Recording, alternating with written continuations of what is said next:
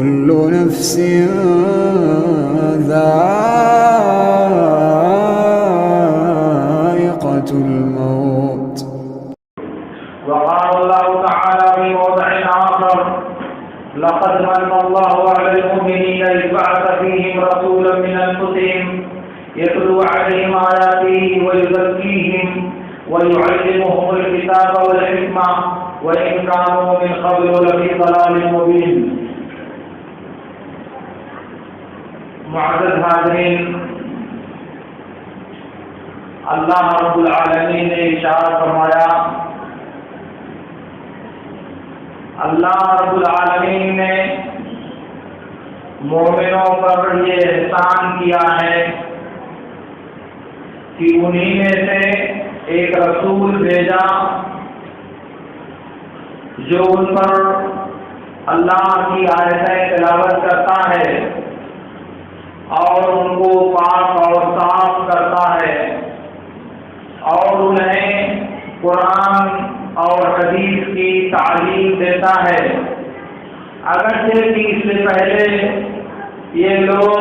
کھلی ہوئی گمراہی میں تھے۔ اللہ رب العالمین نے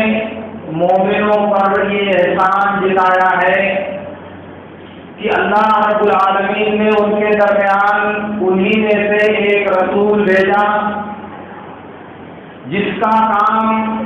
اللہ رب العالمین نے 4 چیزیں بتائی ہیں۔ پہلی بات تو یہ ہے کہ اللہ کی آیتیں تلاوت کرتا ہے، اللہ کی آیتیں پڑھ کر ان کو سناتا ہے، اور دوسرا کام یہ کرتا ہے کہ انہیں شرک، معصیت، گناہ اور بد اخلاقی کی آلائشوں سے پاک کرتا ہے، اور تیسرا کام انہیں قرآن کی کتاب کی تعلیم دیتا ہے، اور چوتھی چیز حکمت، سنت کی تعلیم اور سنت کی رہنمائی انہیں عطا کرتا ہے۔ اس آیت میں اللہ رب العالمین نے مومنوں پر یہ احسان جتایا ہے کہ یہ اللہ تعالیٰ کی بہت بڑی نعمت ہے، یہ اللہ رب العالمین کی بہت بڑی منت ہے مسلمانوں پر کہ اس نے نبی صلی اللہ علیہ وسلم کو رسول بنا کر کے بھیجا۔ دنیائے انسانیت کے لیے رب العالمین کی نعمتوں میں سب سے بڑی نعمت یہ ہے کہ اس نے نبی صلی اللہ علیہ وسلم کو دنیا کے انسانوں میں اپنا چہیتا اور اپنا آخری نبی بنا کر اس دنیا میں بھیجا۔ اسی پر بس نہیں بلکہ اللہ رب العالمین نے ہمارے نبی صلی اللہ علیہ وسلم کو اگر ایک طرف خاتم النبیین قرار دیا ہے تو دوسری طرف آپ کو رحمت للعالمین بنا کر کے بھیجا ہے، اور اسی لیے نبی صلی اللہ علیہ وسلم نے کہا، جیسا کہ صحیح مسلم کی روایت میں ہے، انما بعثت رحمتا، مجھے اللہ کی طرف سے رحمت بنا کر کے بھیجا گیا ہے۔ ابو داؤد اور مسند احمد کی روایت میں ہے، اللہ کے رسول صلی اللہ علیہ وسلم نے فرمایا، انما انا رحمت مہدات، اللہ رب العالمین نے مجھے رحمت بنا کر کے دنیا انسانیت کو ایک ہدیہ اور ایک تحفہ عطا کیا ہے۔ اسی لیے ایک دوسری روایت میں جسے احمد نے بسند صحیح روایت کیا ہے، اللہ کے رسول صلی اللہ علیہ وسلم نے ارشاد فرمایا، انما بعثت بالحنیفیۃ السمحہ، مجھے نرم اور آسان دین حنیفی دے کر کے بھیجا گیا ہے۔ یہ نبی صلی اللہ علیہ وسلم کی وہ اہم صفت ہے جس پر اللہ رب العالمین نے ہم انسانوں پر احسان رکھا ہے، احسان جتایا ہے کہ جو نعمتیں میں نے تم کو دیا ہے ان نعمتوں میں عظیم تر نعمت، ان نعمتوں میں سب سے بڑی نعمت نبی رحمت محمد الرسول اللہ صلی اللہ علیہ وسلم کی بعثت اور آپ کا نبی بنایا جانا ہے۔ یہ بات تقریباً متفق علیہ اور ساری دنیا کے انسانوں کے ہاں مسلم ہے کہ نبی صلی اللہ علیہ وسلم کی پیدائش ربیع الاول کے مہینے میں ہوئی تھی۔ ربیع الاول کے مہینے میں پیدائش کے بعد آج تک دنیا کی تاریخ میں یہ بات طے نہیں ہو سکی کہ وہ تاریخ کون سی تھی، وہ پہلی ربیع الاول تھی یا دوسری ربیع الاول تھی یا 8ویں ربیع الاول تھی یا 9ویں ربیع الاول تھی یا 12ویں ربیع الاول تھی یا اس کے بعد 20ویں ربیع الاول تھی یا پھر کوئی اور تاریخ تھی۔ یہ بات آج تک مؤرخین، سیرت نگار اور اصحاب تاریخ طے نہیں کر سکے۔ جی ہاں، بعد میں تقریباً 80 سال پہلے محمود پاشا فلکی ایک مصری عالم ہے جس نے علم فلکیات کے حساب سے نبی صلی اللہ علیہ وسلم کی تاریخ پیدائش طے کرنے کی کوشش کیا، تو اس نے 9 ربیع الاول طے کیا، اور اسی بات کو لے کر کے علامہ سلیمان منصور پوری رحمۃ اللہ علیہ نے رحمۃ للعالمین میں ان فلکی قواعد کی روشنی میں اس بات کو ثابت کیا ہے کہ نبی صلی اللہ علیہ وسلم کی حقیقی تاریخ پیدائش 9 ربیع الاول ہے۔ لیکن اگر بعض تاریخی روایتوں کو دیکھا جائے اور بعض اہل علم کی بعض غلطیوں پر نظر ڈالی جائے تو مجھے لگتا ہے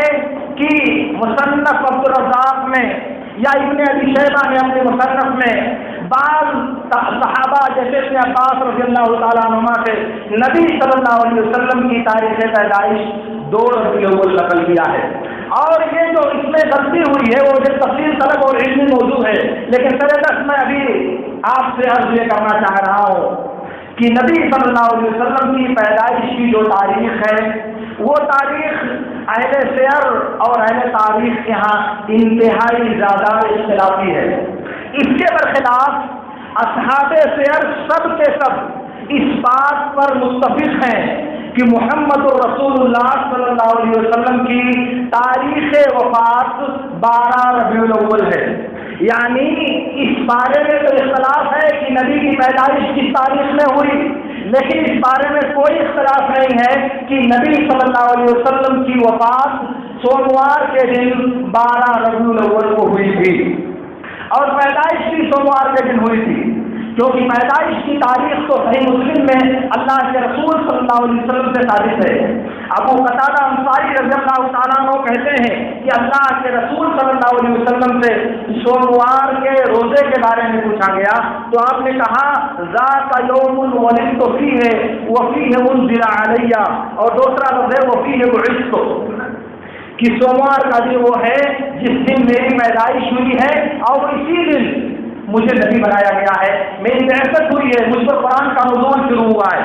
تو سوموار کا دن پیدائش کا دن بھی ہے اور سوموار کا دن وفات کا دن بھی ہے، اور سوموار کا دن وفات والا دن ہونے کی روایت صحیح بخاری میں ابو بکر صدیق رضی اللہ تعالیٰ عنہ کی روایت میں ثابت ہے۔ تو سوموار کا دن دونوں ہے، البتہ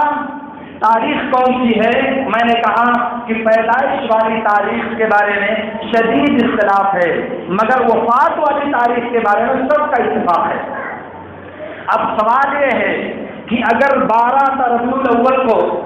نبی صلی اللہ علیہ وسلم کی آمد کی خوشی میں، نبی صلی اللہ علیہ وسلم کی بعثت کے خوشی میں، نبی صلی اللہ علیہ وسلم کے نبی بنائے جانے کی مسرت میں جشن اور عید کا دن منایا جائے تو یہ بات تو سمجھ میں آتی ہے کہ اسی دن اللہ کی رحمتوں کا نزول شروع ہوا تھا اس دنیا میں۔ یہ بات تو سمجھ میں آتی ہے کہ اللہ رب العالمین نے اپنی رحمتوں کی برکھا کی ابتدا کی تھی اسی دن جب اللہ رب العالمین نے اپنے آخری نبی کو نبی بنا کر اس دنیا میں بھیجا گیا تھا، مگر اس سے پہلے 40 سال پہلے جب نبی صلی اللہ علیہ وسلم کی پیدائش ہوئی تھی اللہ تعالیٰ نے اس کا کہیں تذکرہ نہیں کیا۔ پیدائش کا ذکر نہ اللہ نے کیا قرآن کریم میں، نہ نبی کریم صلی اللہ علیہ وسلم نے تاریخ بیان کی، نہ اصحاب نبی نے اس کی حفاظت کیا۔ تو اس کا کیا مطلب ہوا؟ اللہ کے نبی نے نبی بنائے جانے کے بعد 23 سال تک اس دنیا میں باحیات رہے، اور پھر 30 سال تک خلفائے راشدین کا زمانہ رہا، اور پھر اس کے بعد 132 ہجری تک اصحاب نبی کا زمانہ رہا، اس کے بعد تابعین اور تبا تابعین کا زمانہ رہا، مگر ان میں سے کسی کو یاد نہیں آیا کہ نبی صلی اللہ علیہ وسلم کی پیدائش کب ہوئی تھی۔ یہ تو بہت خوشی کا دن ہے، اس خوشی کو منانے کا اہتمام کرنا چاہیے۔ ذرا آپ سوچیں اس بات کو تھوڑی دیر کے لیے کہ نبی صلی اللہ علیہ وسلم نبی بنائے جانے کے بعد 23 مرتبہ پیدائش کا دن آیا ہوگا کم سے کم۔ اصحاب نبی کے بعد نبی صلی اللہ علیہ وسلم کے بعد خلفائے راشدین کا زمانہ آیا، خلافت راشدہ 30 سال تک برقرار رہتی ہے، اور پھر اس کے بعد صحابہ کرام اس دنیا میں تقریباً 132 تک یا اس کے ارد گرد باقی رہتے ہیں، مگر کسی کو یہ بات سجھائی نہیں دی۔ پھر تابعین کا زمانہ، پھر تبا تابعین کا زمانہ، پھر ائمہ کرام کا زمانہ، کسی کو سمجھ میں نہیں آیا کہ نبی کی پیدائش کا دن ذرا تلاش کیا جائے، نبی کی پیدائش کے دن ذرا جشن اور خوشی کا اہتمام کیا جائے۔ آخر کیا وجہ ہے؟ کیا آپ یہ کہنا چاہتے ہو کہ ان مقدس ہستیوں کو نبی سے محبت نہیں تھی، ان بزرگ ہستیوں کو نبی سے عقیدت نہیں تھی، ان نبی کی آن اور شان کے لیے اپنی جان قربان کر دینے والوں کو نبی سے لگاؤ نہیں تھا؟ کہ آپ کہنا چاہتے ہو کہ نبی کے دین کی حفاظت کے لیے اپنا جان و مال سب کچھ نچھاور کرنے والی ان مقدس ہستیوں کو نبی صلی اللہ علیہ وسلم سے والہانہ محبت نہیں تھی؟ کیا کہنا چاہتے ہو میرے دوستو؟ ذرا سوچو آپ، اور پھر آپ تھوڑی دیر میرے ساتھ آؤ۔ یہ کوئی 3 صدی ہجری کی بات ہے، یعنی 2.5 صدی ہجری، 250 سال گزر جانے کے بعد، 250 کے بعد 60 اور 70 کے بیچ میں مصر میں عبیدیوں کی ایک حکومت آئی۔ عبیدی وہ لوگ ہیں جو مجہول النسب ہیں، جن کا سلسلہ نسب اہل تاریخ کے ہاں محفوظ نہیں ہے، لیکن جھوٹ میں بطور بہتان وہ اپنے آپ کو فاطمی کہتے ہیں، اسی لیے تاریخ میں بعض لوگ ان کو فاطمیوں کی حکومت کے نام سے یاد کرتے ہیں۔ دراصل وہ عبیدی ہیں جو رافضی، شیعہ اور اثنا عشریہ کے ماننے والے وہ گمراہ فرقہ ہے جن کے ہاں دین کی وہ پہیلی بنا دی گئی ہے کہ اگر میں اس پر عرض کروں تو آپ شاید دانتوں تلے انگلی سے دبا لیں گے۔ لیکن انہوں نے مقریضی ہیں، تقی الدین مقریضی، 845 ہجری میں ان کی وفات ہوئی ہے۔ ان کی ایک کتاب ہے المعاج والاعتبار بذکر الخطط والآثار۔ اہل علم کے ہاں یہ کتاب خطط مقریضی کے نام سے مشہور ہے۔ اس کتاب کے دوسری جلد کے 384 صفحے پہ انہوں نے لکھا ہے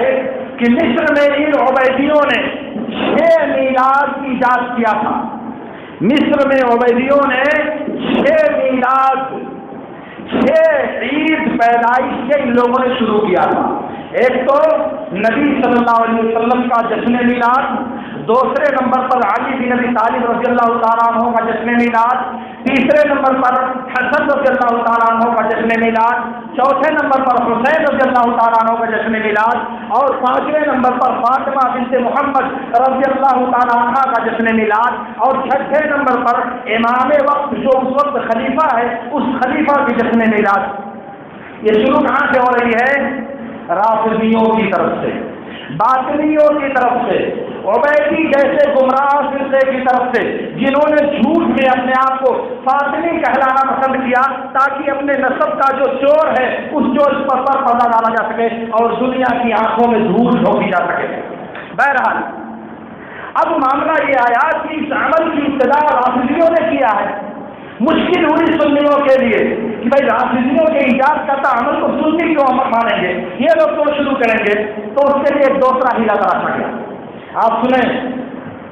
ابن کثیر نے البدایہ والنہایہ میں لکھا ہے کہ اربل کا بادشاہ، اس نے ابو المظفر، اس نے نبی صلی اللہ علیہ وسلم کی میلاد منانے کو، نبی صلی اللہ علیہ وسلم کی عید میلاد منانے کا اہتمام کرتا تھا۔ اربل یہ ماوراء کے علاقے میں پڑتا ہے، وہاں کا بادشاہ تھا ابو المظفر، یہ سنی بادشاہ تھا۔ کہا کہ وہ عید میلاد منانے کا ہر سال اہتمام کرتا تھا۔ اس کو لے کر کے بہت سے اہل علم کو میں نے دیکھا، وہ کہتے ہیں کہ عید میلاد کی بدعت ابو المظفر نے شروع کی تھی جب اربل میں وہ بادشاہ تھا۔ یہاں ابن کثیر نے یہ نہیں لکھا کہ اس نے شروع کیا ہے، ابن کثیر نے لکھا ہے کہ وہ اس جشن اور عید کا اہتمام کرتا تھا، اسے وہ مناتا تھا، لیکن ابتدا کس نے کیا ہے، ایجاد کس نے کیا ہے، وہ وہی عبیدی ہیں جنہوں نے مصر پر دوران حکومت یہ 6 موالید کا آغاز اور اس کی ایجاد کیا تھا۔ اس لیے ایک بات تو یہ طے ہو گئی کہ عید میلاد کا اسلامی تاریخ کی پہلی 3 صدیوں میں پہلے 300 سال تک اس کا وجود نہیں تھا۔ تیسری صدی ہجری کے آخر میں یا چوتھی صدی ہجری کی ابتدا میں عبیدیوں نے، روافض اور شیعہ نے اس بدعت کو مسلمانوں میں جنم دیا اور بعد میں پھر اسے فروغ دیا گیا۔ یہ بات ہوئی اس عمل کی حقیقت کی جسے محبت کے نام پر، نبی صلی اللہ علیہ وسلم سے عقیدت کے نام پر ہمارے یہاں انجام دینے کی کوشش کی جاتی ہے۔ حیرت اس پر نہیں ہے، حیرت اس پر ہے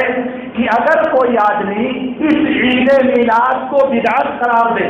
اگر کوئی آدمی اس عمل کو غیر شرعی عمل قرار دے، اگر کوئی آدمی اس غلط عمل پر نکیر کرے، اسے روکنے کی کوشش کرے، تو کہا جاتا ہے کہ یہ تو گستاخ نبی ہے، کہا جاتا ہے کہ یہ تو بے نبی صلی اللہ علیہ وسلم کا بہت بڑا بے ادب انسان ہے، یہ تو وہ انسان ہے جس کے سینے میں نبی کی محبت نہیں پائی جاتی، یہ وہ انسان ہے جو نبی کی محبت سے بے بہرا انسان ہے، نبی سے لگاؤ اسے نہیں ہے، اس لیے یہ نبی کی میلاد اور نبی کے جنم دن کو منانے سے روکتا ہے۔ اگر یہ بات تسلیم کر لی جائے میرے دوستوں کہ جو لوگ عید میلاد سے منع کرتے ہیں ان کے دل محبت نبی سے خالی ہیں، تو آپ مجھے بتاؤ میرے دوستوں، یہ پہلے 300 سال تک ہماری جو اسلامی تاریخ ہے، جس کے زمانے کے بارے میں میرے نبی کی شہادت ہے کہ خیر الناس قرنی ثم الذین یلونہم ثم الذین یلونہم، سب سے بہتر زمانے میں نبی کا زمانہ ہے، صحابہ کا زمانہ ہے، تابعین کا زمانہ ہے، اس کے بعد تبع تابعین کا زمانہ ہے، اس کے بعد یہ 4 صدی ہجری آتی۔ تو بہتر زمانوں کے سارے لوگ نبی سے محبت ان کو نہیں تھی۔ الیاذ باللہ موجودہ زمانے میں شیعوں کے نقش قدم پر چلنے والے انسانوں کو نبی سے پیار ہے، وہ موجودہ زمانے میں نبی کی سنت کا مذاق اڑانے والوں کو نبی سے پیار ہے، اور نبی کے نام پر کبھی انہوں نے اللہ کی راہ میں پسینہ بہانا بھی گوارا نہیں کیا ہوگا، ان کو نبی سے پیار ہے۔ حیرت ہوتی ہے مجھے اس کو دانش پر۔ میرے دوستو آپ سنو میری بات، اللہ کے نبی صلی اللہ علیہ وسلم میدان عرفات میں ہے، آپ کی وفات کو 82 دن اور بچا ہوا ہے،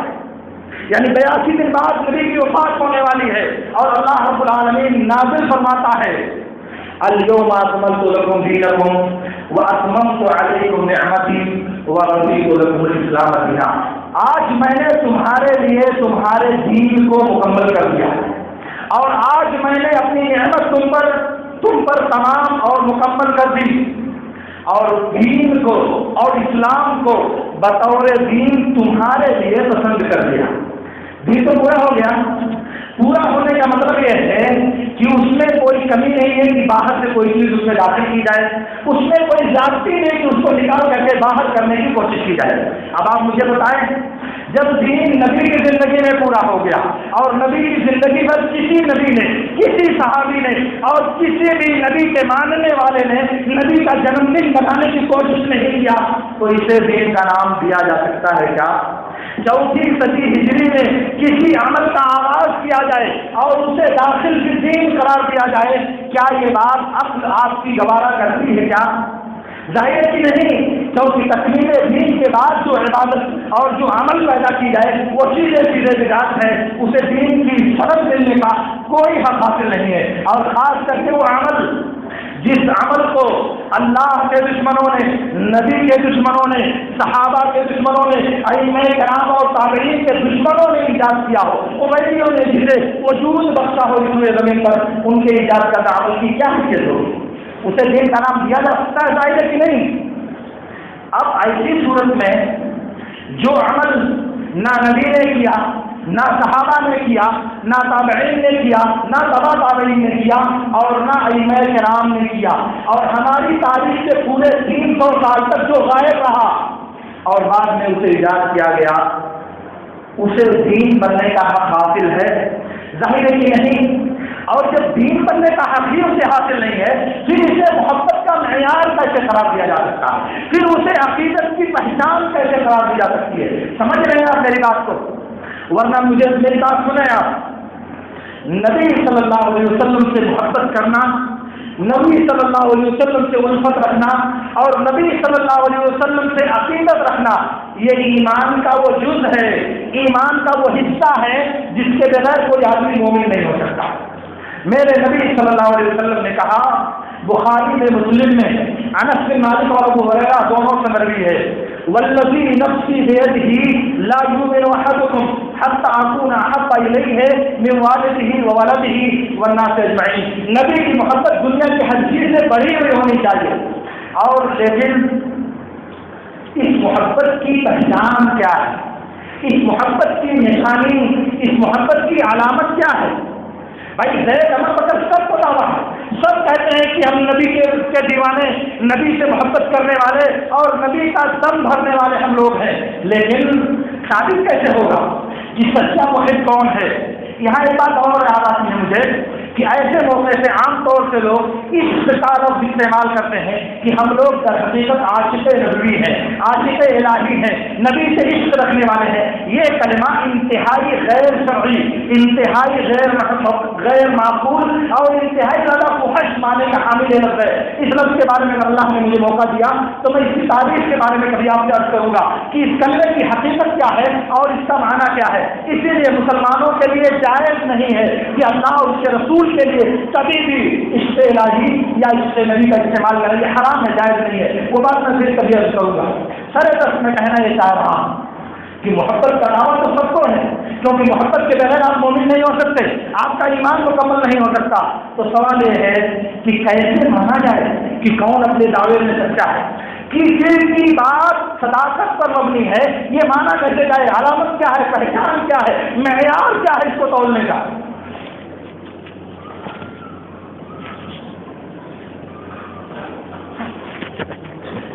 میرے دوستو، میں آپ سے عرض یہ کر رہا تھا کہ ہر مسلمان نبی سے محبت کا دعویٰ تو کرتا ہے، لیکن دعویٰ اس وقت تک قابل قبول نہیں ہوتا جب تک اس کی دلیل نہ پائی جائے، جب تک اس کی حجت نہ پائی جائے، اس کا ثبوت نہ پایا جائے۔ میں آپ سے عرض کرتا ہوں، اللہ رب العالمین نے فرمایا، قل ان کنتم تحبون اللہ فاتبعونی یحببکم اللہ ویغفر لکم ذنوبکم۔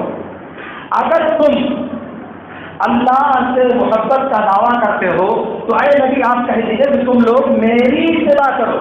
میرے نقش قدم کی پیروی کرو۔ اس کا فائدہ ہوگا کہ اللہ تم سے محبت کرنے لگے گا اور تمہارے گناہوں کو بخش دے گا۔ محبت کا دعویٰ اگر ہے تو اس دعوے کی دلیل کیا ہے؟ نبی کی اتباع کرو، نبی کے نقش قدم کا تتبع کرو، نبی کی سنتوں پر جان دینے کی کوشش کرو، نبی کی سنتوں پر خود کو نچھاور کرنے کا عزم اور حوصلہ اپنے دل میں پیدا کرو۔ یہ ہے محبت کی علامت اور یہ ہے محبت کی نشانی۔ آپ مجھے بتاؤ، جو آدمی 24 گھنٹے میں کبھی بھی نبی کی سنت کے مطابق رب کی بارگاہ میں اپنا سر نہیں ٹیکتا، رب کی بارگاہ میں اپنی پیشانی کبھی نہیں رگڑتا، جو نبی کی محبت میں کبھی بھی اپنی پسندیدہ نیند کو ترک کر کے رب کی بارگاہ میں حاضر نہیں ہوتا، جو نبی کے حکم کے ناطے کبھی بھی اپنی خواہشات کو قربان کرنے کے لیے تیار نہیں ہوتا، جو نبی کے حکم کی تعبیر میں کبھی اپنی پسند کی چیزوں کو ترک کرنے کے لیے تیار نہیں ہوتا، وہ کون سی محبت ہے؟ وہ کون سی عقیدت ہے؟ نماز نہیں پڑھتا، اور نماز پڑھنا میرے نبی کے آنکھوں کی ٹھنڈک بتائی گئی ہے، نماز نہیں پڑھتا، روزے نہیں رکھتا، روزہ رکھنا اللہ رب العالمین کو اتنا محبوب عمل ہے کہ اللہ تعالیٰ نے اس کی مغفرت کا وعدہ کیا ہے، اور پھر بھی عشق ہے، پھر بھی محبت ہے۔ یہ کون سی محبت ہے؟ ہم نے سنا ہے دوستو کہ جس دل میں محبت ہوتی ہے، محبت کی یہ آگ جس دل میں بھڑکتی ہے تو وہ دھیرے دھیرے اندر ایسے سلگتی ہے کہ انسان کو بے چین کر دیتی ہے، انسان کو تڑپنے پر مجبور کر دیتی ہے، دل کے اندر سے محبت کی چنگاری بھڑکتی ہے تو انسان لاچار اور مجبور ہو کر تڑپنے پر آمادہ ہو جاتا ہے۔ وہ کون سی محبت ہے جو آپ کو کبھی بستر چھوڑنے پر مجبور کرتی ہے؟ وہ کون سی محبت ہے جو آپ کو حرام خوری سے نہیں روکتی؟ وہ کون سی محبت ہے جو آپ کو حلال کھانے پر آمادہ نہیں کرتی؟ وہ کون سی محبت ہے جو نبی کی سنتوں کا مذاق اڑانے کا برا اور گناہ آپ کو سکھاتی ہے، وہ کون سی محبت ہے میرے دوستوں؟ یہ محبت نہیں، یہ محبت نہیں، یہ عبیدیوں اور رافضیوں کے دین اور ان کے طریقے کی پیروی ہے۔ بات اصل میں ایک دوسری طرف جا رہی ہے۔ میں آپ سے عرض کرنا چاہ رہا ہوں کہ اس مہینے میں نبی صلی اللہ علیہ وسلم کی محبت کے نام پر جو عمل عید میلاد اور جشن میلاد کے نام سے انجام دیا جاتا ہے، اس میں پہلی بات تو یہ ہے کہ جس دن عید منایا جاتا ہے وہ وفات والا دن ہے۔ تو آپ پیدائش کا جشن مناتے ہو یا وفات کا جشن مناتے ہو، پہلے آپ یہ طے کر لو۔ ابھی تقریباً 30-40 سال پہلے ہم لوگوں کے بچپن کے زمانے میں یہ بات ہم لوگ سنتے تھے، میں اپنے نانیہال میں بارہا یہ بات سنتا تھا کہ 12 وفات آ گئی۔ پہلے یہ 12 وفات منایا جاتا تھا، جب ہنگامہ کیا لوگوں نے، جب لوگوں نے لان تان کرنا شروع کیا تو لوگوں کو سوچا یار یہ بہت غلط ہو رہا ہے، پیدائش کے بجائے ہم لوگ وفات کا جشن منا رہے ہیں۔ تو یہ بات تو سوچو پہلے کہ اس دن وفات کی خوشی آپ منا رہے ہو یا وفات کا ماتم کرنا چاہیے تم کو، ذرا سوچو اس بات کو۔ دوسری بات یہ ہے کہ یہ بدعت عبیدیوں اور رافضیوں شیعوں نے شروع کی ہے۔ آپ کیوں اس کے پیچھے ظلمی ہو کر کے رافضیوں کا آپ سے کیا رشتہ، کیوں آپ ان کے پیچھے بھاگنے کی کوشش کرتے ہو؟ تیسری بات، دنیا میں جنم دن منانے کا رواج صرف اور صرف نصرانیوں کے دین میں پایا جاتا ہے۔ دنیا کے کسی مذہب میں، دنیا کی کسی ملت میں اور دنیا کے کسی بھی دھرم میں جنم دن منانے کا رواج نہیں پایا جاتا۔ یہ بات میں بڑی ذمہ داری کے ساتھ اور بہت کھلے ہوئے لفظوں میں آپ سے کہنا چاہتا ہوں کہ دنیا میں جنم دن منانے کا رواج اگر کہیں ہے، جنم دن منانے کا دھرم اگر کہیں ہے تو صرف اور صرف نصرانیوں کے یہاں۔ اس کا مطلب کہ جنم دن منانے کا اہتمام کرنا، برتھ ڈے منانے کا اہتمام کرنا، یہ نصرانیوں کے دھرم کی مشابہت اور ان کی نسالی ہے۔ مسلمان تیار ہو نصرانیوں کی مشابہت اختیار کرنے کے لیے، تیار ہو نصرانیوں کے دین پر عمل کرنے کے لیے، سوچ لو، حساب ٹھیک کر لو، ورنہ یہ بات جان لو کہ جنم دن منانا، برتھ ڈے کا اہتمام کرنا یہ صرف اور صرف نصرانی دین میں پایا جاتا ہے اور دیگر دن میں اس بات کا کوئی وجود نہیں۔ اور ایک بات، جیسا کہ ابھی میں نے آپ سے عرض کیا کہ نبی صلی اللہ علیہ وسلم سے سوموار کے روزے کے بارے میں پوچھا گیا تو آپ نے اس دن روزہ رکھنے کا حکم دیا اور کہا کہ یہ میری پیدائش کا دن ہے، یہ میرے نبی بنائے جانے کا دن ہے، اس لیے اس دن کا روزہ ہفتے میں ہر سوموار کو روزہ رکھنا یہ پورے سال مسنون قرار دیا گیا ہے۔ یہ نبی صلی اللہ علیہ وسلم کی سنت ہے کہ سال بھر ہر سوموار کو روزہ رکھا جائے۔ تو جس دن روزہ رکھا جاتا ہے وہ عید والا دن نہیں ہوتا۔ اللہ کے رسول صلی اللہ علیہ وسلم نے عید کے دن روزہ رکھنے سے منع کیا ہے۔ بخاری اور مسلم کی روایت میں ہے، ابو سعید خدری، جابر بن عبداللہ، عبداللہ بن عباس اور بہت سے صحابہ کرام سے مروی ہے کہ نبی صلی اللہ علیہ وسلم نے سال کے 2 دن عید الفطر اور عید الاضحیٰ کے دن روزہ رکھنے سے منع کیا ہے۔ اور سنن ابی داؤد اور مسند احمد کی روایت میں ہے کہ نبی صلی اللہ علیہ وسلم نے سال کے 5 دن اور بعض روایتوں میں سال کے 6 دن روزہ رکھنے سے منع کیا ہے۔ کیا کیا؟ عید کا دن، بقر عید کا دن، تشریق کے 3 دن 11، 12 اور 13 ذی الحجہ، یہ 5 ہو گئے، اور بعض روایتوں میں جمعہ کا روزہ خصوصیت کے ساتھ منع کیا گیا۔ سال کے ان 6 دنوں میں روزہ رکھنے سے منع کیا گیا ہے۔ کیوں بھائی؟ اس لیے کہ مسلمانوں کے عید کے دن ہے۔ تو اگر یوم پیدائش نبی عید کا دن تھا تو اس دن روزہ رکھنے کا حکم دینے کے بجائے نبی صلی اللہ علیہ وسلم کو اس دن روزہ رکھنے سے منع کرنا چاہیے، کیونکہ جو عید کا دن ہوتا ہے وہ روزے کا دن نہیں ہوتا۔ جو عید کا دن ہوتا ہے وہ جشن کا دن ہوتا ہے، کھانے اور کھلانے کا دن ہوتا ہے، وہ روزہ رکھنے کا دن نہیں ہوتا۔ اور آپ یہ کیسے روزہ رکھتے ہو بھائی؟ نبی سے محبت آپ کو ہے اور نبی کہہ رہے ہیں کہ اس دن روزہ رکھو، جبکہ عید کا طریقہ یہ ہے کہ اس دن روزہ رکھنا جائز نہیں ہوتا، اور آپ روزہ نہیں رکھ کر کے وہ کام کرتے ہو جس کی اجازت نبی صلی اللہ علیہ وسلم نے نہیں دیا ہے۔ بہرحال یہ جو باتیں میں نے آپ سے عرض کیا ہے، میں نے جو سلسلے کلام شروع کیا تھا گزشتہ ہفتے میں، اسے توڑ کر یہ بات مجھے آپ اس لیے کرنی پڑی کہ چند دنوں بعد یہ خرافات آپ کو دیکھنے کو ملیں گی۔ ہو سکتا ہے کہ ان میں سے کچھ لوگوں سے آپ کو گفتگو کرنے کا موقع بھی ملے، تو یہ جو چیزیں میں نے ضوابط اور یہ جو قاعدے میں نے آپ کے سامنے ذکر کیے ہیں 4 قاعدے، آپ ان کو یاد رکھ کر کے انہی کی روشنی میں انہی کی زبان میں آپ ان کو جواب دے سکتے ہیں۔ آپ جب یہ بات یاد کر لیں گے، پہلی بات تو میں نے عرض کیا کہ اس عمل کی ابتدا شیعوں نے کیا ہے، اس سے پہلے اسلامی تاریخ میں اس کا وجود نہیں۔ دوسری بات میں نے عرض کیا کہ یہ نصرانیوں کے دین کی شناخت ہے، اور کسی دھرم کے کسی عمل پر یا کسی عبادت پر عمل کرنا یہ ان کی مشابہت اور نقالی ہے۔ اور تیسری بات یہ میں نے ذکر کیا کہ یہ روزہ رکھنے کا دن ہے، اس لیے عید کا دن نہیں ہو سکتا۔ اگر عید کا دن ہوتا تو اسے روزہ رکھنا جائز نہیں ہوتا۔ اس لیے اللہ رب العالمین سے میری دعا ہے کہ اللہ رب العالمین ہمیں ان باتوں کو سمجھنے اور ان پر عمل کرنے کی توفیق عطا فرمائے۔ وآخر دعوانا ان الحمد للہ رب العالمین۔ اقول لكم ما تسمعون واستغفر الله لي ولكم۔